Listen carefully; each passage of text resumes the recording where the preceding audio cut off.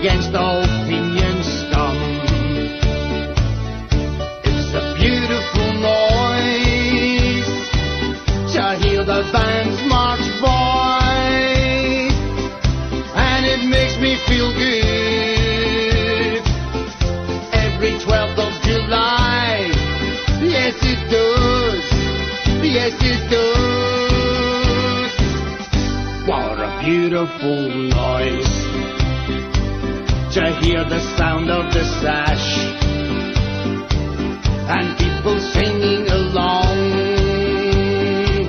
as they head to the park. It's the tunes that they play and the flags that they fly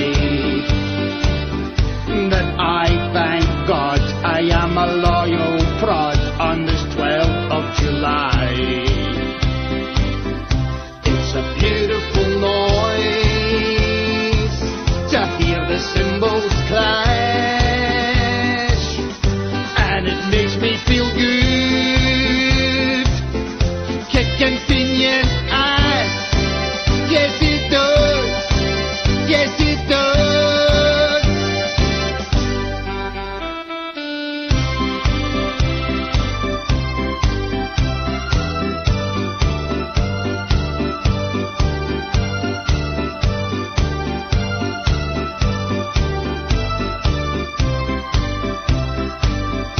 It's a beautiful noise, hearing old Daddy's walls as the orange banners sway in the passing parade heading back to the halls. It's a beautiful noise, it's the sound we all love, and it makes us feel good.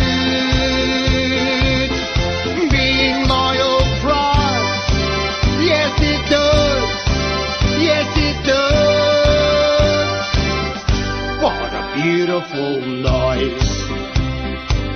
I could listen every day to those old orange flutes when they're out on parade.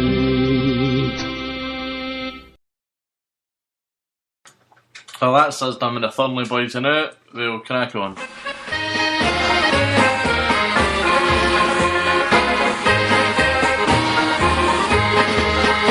Some folk sings of mountains and valleys where the wildflowers abundantly grow, and some of the wave-crested billows that dash beneath the waters below. But I'm going to sing of rivers, and I hope in the chorus you'll join, of the deeds that were done by King William on the green grassy slopes of the Boyne. On the green grassy slopes of the Boyne, where the armed men with William did join, and they fought for our glorious deliverance. On the green grassy slopes of the Boyne, on the banks of that beautiful river, there the bones of our forefathers lie, awaiting the sound of the trumpet to call them to glory on high. In our hearts we will cherish their memories, and we all like true brethren will join, and praise God for sending us King William to the green grassy slopes of the Boyne. on the green grassy slopes of the Boyne, where the armed men with William did join, and they fought for our glorious deliverance. On the green grassy slopes of the Boyne, Orange men will be loyal and steady, for no matter whate'er may betide, we will still mind our war cry, no surrender, so long as we God on our side. And if ever our services is needed, then we all like good brethren will join, and fight like great Barry and King William on the green grassy slopes of wine.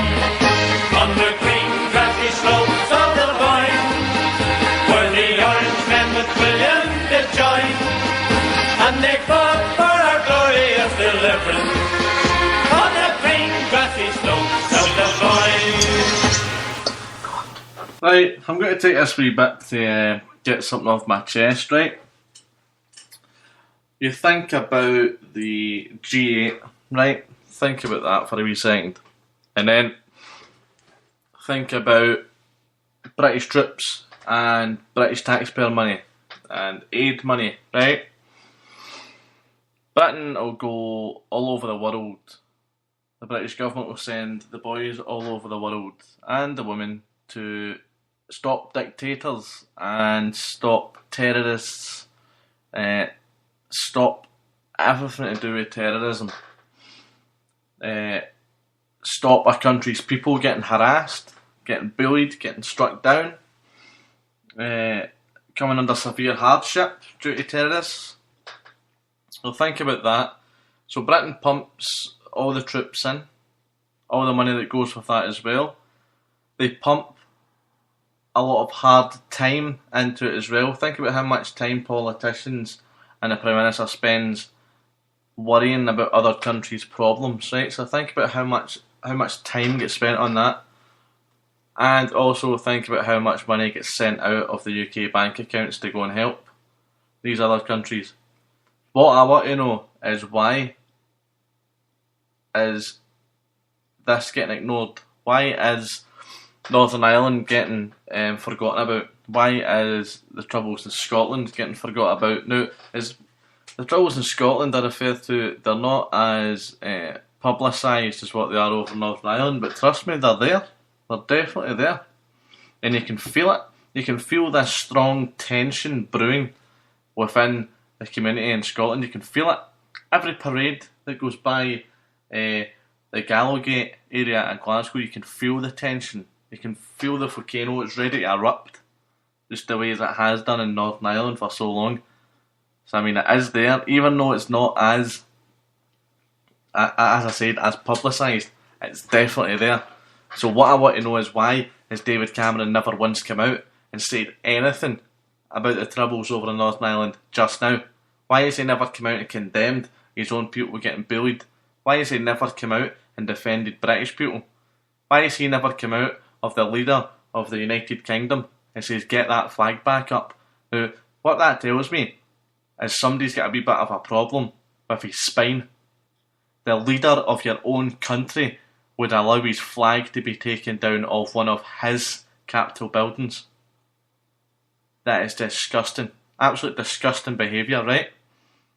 So what I think needs to happen is get the message to Mr. Cameron. Get that question to Mr. Prime Minister and get it answered. See this whole thing about you need 100,000 signatures on a petition to get the Prime Minister to hear you. I don't buy that. No, it doesn't. It would take one person to get him to get heard. That's what it would take. It doesn't take 100,000 people to get the Prime Minister to hear you. I reckon 200 people just outside Downing Street. I reckon with the right person running that show, I reckon Mr. Prime Minister will hear it. And I reckon if you bombard the media and get the right fight, get the right wording, get the right direction, I reckon you could make it work. I think that's what needs to happen, because that is a huge question. And it's been eating away at me for ages, for months. Why are we going and stopping other countries' problems when they're blatantly here? Terrorists in other countries. There's terrorists in Britain. There's terrorists in his own government getting paid by the British taxpayer, getting paid by the victims of these terrorists. There's an invasion. This is the thing, it is an invasion. The Republicans have invaded this country. And what you've got is this country's allowed the invaders to have their leaders able to lead them in Parliament. So that's the question. Terrorists, they're here. Victims, they're here. Bullying, it's here. Harassment, it's here. British people suffering, it's definitely here. People losing their jobs, that makes the whole family fall into hardship because there's no money coming in. Human rights, they're going right down the window as well. The British justice system, they're even imposing these inhumane bail conditions. So these are the questions. There's a whole G8 summit there in Northern Ireland, and they still point blank refuse to see what's right in front of them. They'll still go in there and talk about Israel. They'll go in there and talk about Syria, Afghanistan. I'll tell you, this country's turning into a shambles because it's getting ignored. The door has been closed on the people of this country with words like racism, with words like sectarianism, words like bigot. Right? It's an absolute joke. Absolute joke.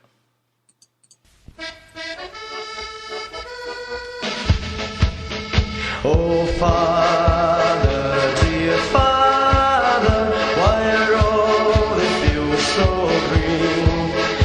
Oh, no, my son, oh, no, my son, it's not the way it seems. In every land from end to end, though it sometimes seldom shows. In every field of Ulster soil, the orange lily grows. The fields of Ulster, the fields of Ulster, the good Lord plows and sows. The fields of Ulster, the fields of Ulster, where the orange lily grows.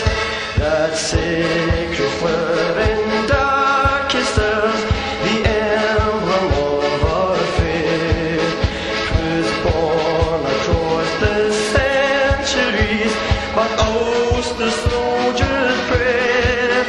Its petals spreading far and wide until the whole world knows.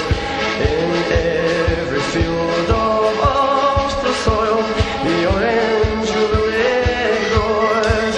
The fields of Ulster, the fields of Ulster, the good Lord plows and sows.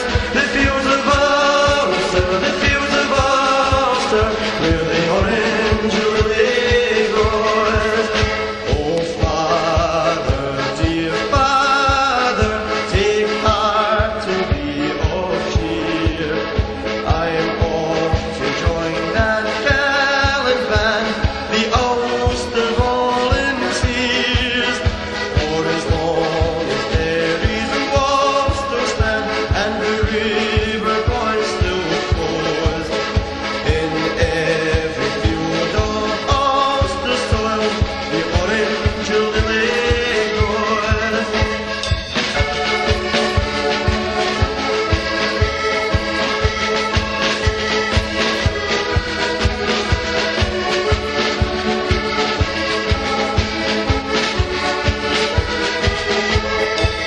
The fields of Ulster, the fields of Ulster, the good Lord plows and sows. The fields of Ulster, the fields of Ulster, where the orange lily grows, where the orange lily grows. Right, so to get back to what I was talking about earlier, we were saying about this three-pronged attack that the Regimental Blues have got. See, once this last campaign, this Republican campaign, is up and running, there was a few people messaging me there saying I was a wee bit confused about what you said. So what I'm saying is we've released 2 campaigns already. They're up and running. They've been released. We're waiting on the third one to be released within the next couple of days. And then the three-pronged attack is there. Then we start. Now this is where the confusion was. What I mean is when we start, as a pressure group, we've got the great job of being so flexible. We can chop and change anything we want, alright? Because we're not a political party. We work behind these political parties.